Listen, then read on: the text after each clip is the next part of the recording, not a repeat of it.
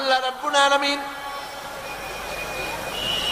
হযরত ইব্রাহিম আলাইহিস সালাম তাকে পৃথিবীর মুসলমানদের জন্য রব্বুল আলামিন তাকে মিল্লাতা আবিকুম বানালেন, তোমাদের জাতির পিতা বললেন, মুসলমানদেরকে বললেন। হযরত ইব্রাহিম আলাইহিস সালাম যেমন তামাম সৃষ্টি জগৎ থেকে চতুর্দিক থেকে মুখ ঘুরাইয়া এক আল্লাহর দিকে যেমন করে মুখ ঘুরাইছিলেন, যদি আমরা দুনিয়া এবং আখিরাতে শান্তি চাই আমাদেরকেও সেভাবে সকল দিক থেকে মুখ ঘুরাই আনতে হবে, কেবলা পরিবর্তন করতে হবে। আজকে তো মুসলমানের কারো কেবলা দিল্লি, কারো কেবলা আমেরিকা, কারো কেবলা চায়না, ঠিক কিনা?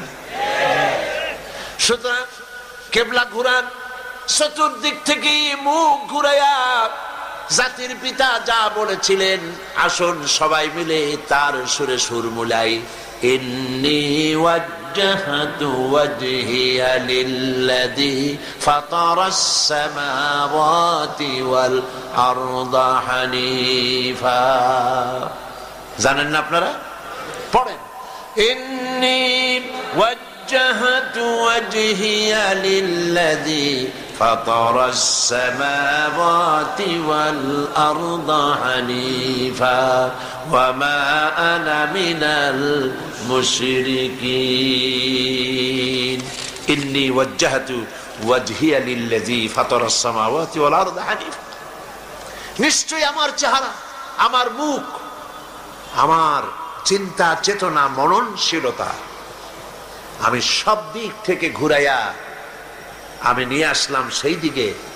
ইন্নী ওয়াজ্জাহতু ওয়াজহিয়া লিল্লাযী ফাতারাস সামাওয়াতি ওয়াল আরদ, যিনি আকাশ সৃষ্টি করেছেন, জমিন সৃষ্টি করেছেন, সেই আল্লাহর দিকে আমি আমার মুখ ঘুরাইয়া দিলাম। ওয়া মা আনা মিনাল মুশরিকিন, আর আমি মুশরিকদের অন্তর্ভুক্ত নই। আমাদের জাতির পিতা এটাই বলেছিলেন, আসুন সব দিক থেকে মুখ ঘুরাই, Delhi, America, China, Britain, France, গোটা দুনিয়া আবার মুসলমানের উপরে পায় চুমা খাবে যদি মুসলমান কোরআনের কাছে ফিরতে পারে। কোরআনের কাছে ফিরে আসি। আমরা সুপার পাওয়ার হিসাবে কাউকে মানি না, পৃথিবীতে সুপার পাওয়ার বলে কাউকে মানি না। সুপার পাওয়ারের সুপার পাওয়ার হচ্ছেন আল্লাহ রাব্বুল আলামিন। সুতরাং সমস্ত মুসলমান ঐক্যবদ্ধ ভাবে কোরআনের কাছে ফিরে আসতে হবে, তাহলেই মুক্তি পাবো। সব কথা তো একদিন বলা যাবে না।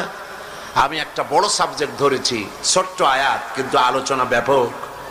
বাকি আলোচনা আগামীকাল করব ইনশাআল্লাহ।